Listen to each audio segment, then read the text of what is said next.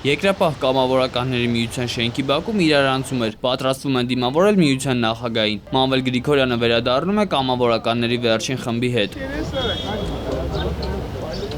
Պապին առաջինը դիմավորում է անվանակից թոռնիկը, հետո զինակից ընկերները։ Դեռ ներս չմտած արդեն պատմում էր առաջին գծում տեսածն ու լսածը, հպարտությամբ է նշում, որ իր մեծ թոռան տարիքի տղաներն այժմ կամավորականների հրամանատարն են։ Գնացինք մենք ենք զարմացել, ուրեմն ձեզ ասեմ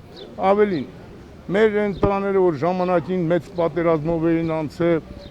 փոք գնդապետի մայորի կոչումով, դիրքերում սերժանտին Երևանցի տղային գոռում էին հրամանատար։ Իրանվան հետ կապված խոսակցությունները գեներալը բացատրում է սեփական իմիջով։ Ու չգիտեք իմ նկարը որտեղ էլ տնեք ինչ էլ գերեք, պիտի կարծացող լինի, թե չէ ինքը իրանից ոչ մի բան չի ներկայացնում։ Գեներալը գրասենյակ մտնելուց առաջ ծաղիկներ դրեց բակում գտնվող հուշաքարին, մոմ վառեց մատուռում ու ողջունեց պատանի երկրապահներին։ Սերժանտական դպրոցն ավարտելու առթիվ։ Ողջույն ձեզ։ Կամավորականները վստահեցնում են, որ պատրաստ են անհրաժեշտության դեպքում ցանկացած պահի վերադառնալ դիրքեր ու կանգնել զինվորի կողքին։ Աղվան Ասյան, Խաչատուր Եսայան, ժամը լրատվական։